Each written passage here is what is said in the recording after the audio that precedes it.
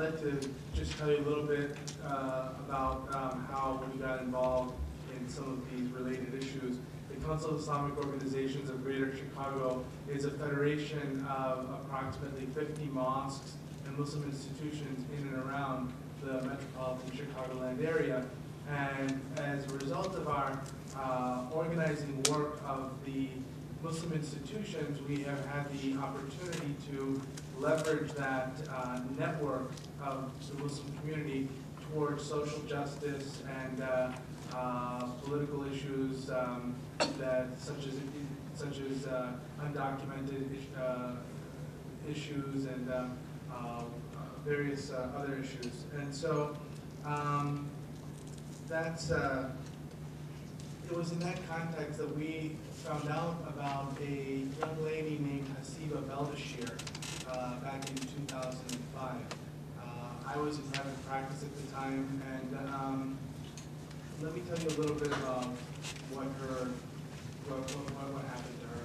Hassiba Belbachir was a young woman of Algerian descent that was living in the United States, right here in the Chicagoland area. In March of 2005, about March 1st, she was traveling.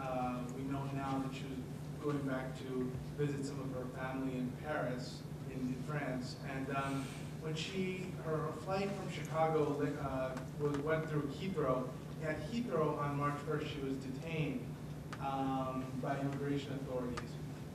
She was detained there for several days, and then she was returned back to what was her point of origin, which was O'Hare, here in Chicago.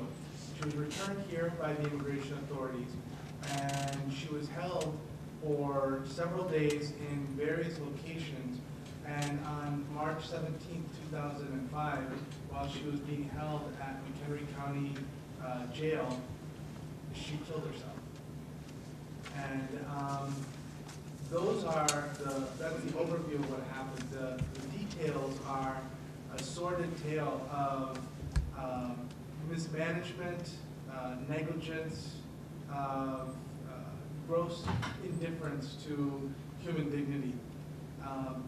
What we've been able to find out, what the attorneys, the People's Law Office, whom we helped the family retain, has been able to ascertain subsequently through a case of wrongful death that was filed, is that when she was brought back to O'Hare, she was then taken to a police station in Stone Park, where she was held overnight, and the next morning she was transferred to another location, I think it was Bedford Park, another police station. When she was there, she had some very severe medical issues that required her to be taken to a local hospital, to an emergency room. I'll describe for you what some of those medical conditions, what she had. According to the People's Law Office, the way the information that they had, that she had an extreme amount of anxiety, nausea. She began to vomit. She was shaking, and so they took her to the emergency room. And from the emergency room from the hospital, ICE came and had her transported from the emergency room to McHenry County, Jail, which is where they had a contract with ICE to detain undocumented immigrants.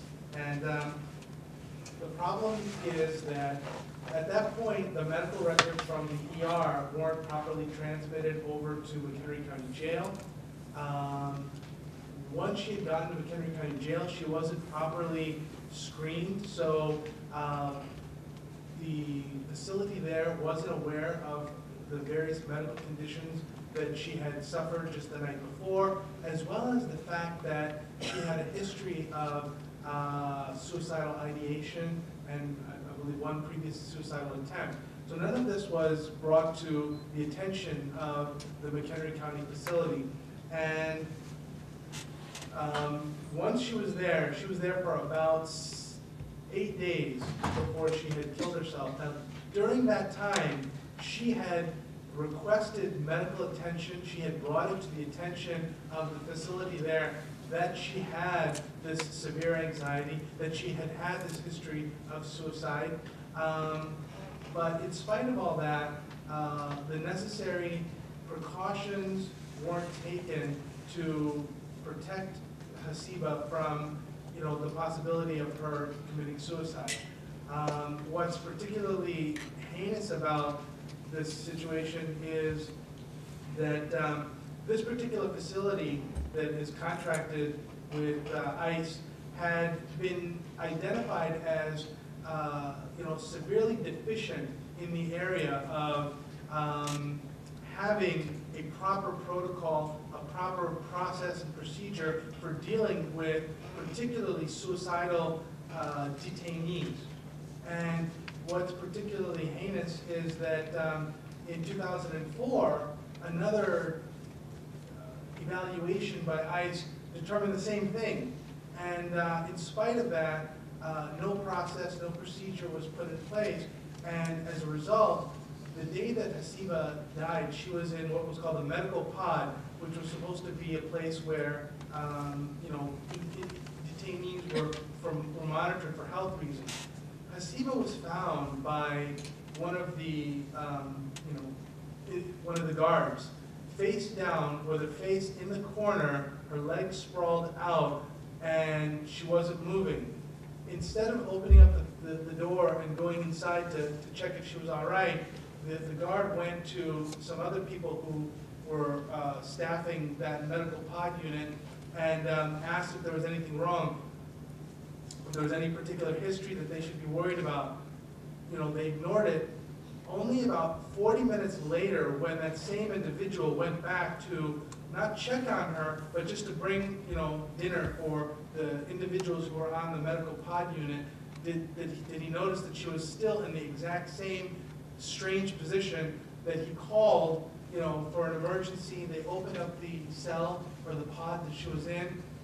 When they saw that she was non-responsive, instead of using a defibrillator, instead of administering CPR, they left again to get somebody else.